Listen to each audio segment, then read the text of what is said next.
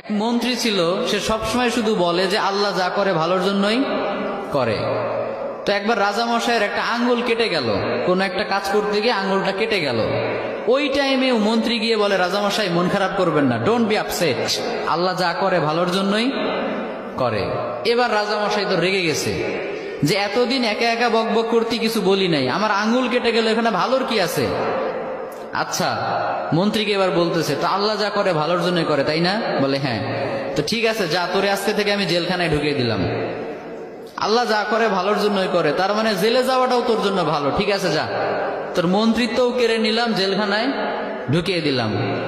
মন্ত্রী এবারও বলে, সমস্যা নাই, আল্লাহ যা করে ভালোর জন্যই করে।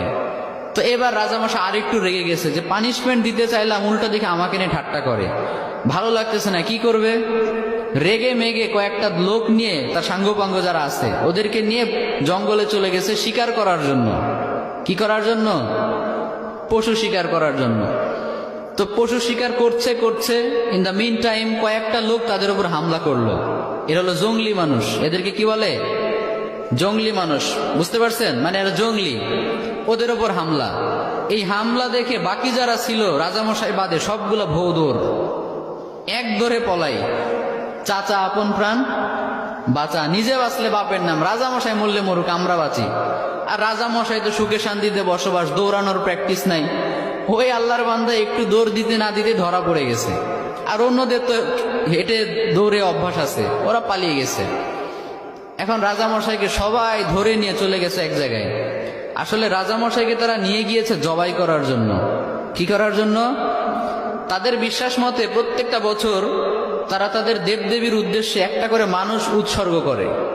তাদের ধারণা হচ্ছে একটা করে মানুষ যদি আমরা প্রত্যেক বছর উৎসর্গ করি দেবদেবীদের জন্য, তাহলে পুরো বছরটা দেবদেবীরা আমাদেরকে সিকিউরিটি দিবে, নিরাপত্তা দিবে।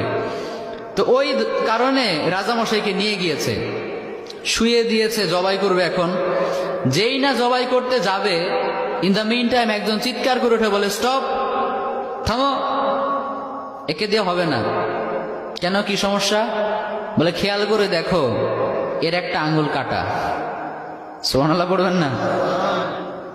আমাদের দেবদেবীদের জন্য উৎসর্গ করতে গেলে একেবারে পারফেক্ট মানুষ লাগবে, যার কোনো খুঁত নাই, কোনো খাত নাই।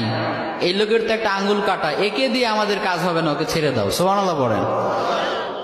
রাজামশাইকে ছেড়ে দিল। রাজামশাই খুশিতে এক দৌড়ে এসে জেলখানায় এসে মন্ত্রীকে বলে, মন্ত্রী মশাই, আপনি ঠিকই বলছিলেন, আল্লাহ যা করে ভালোর জন্যই করে।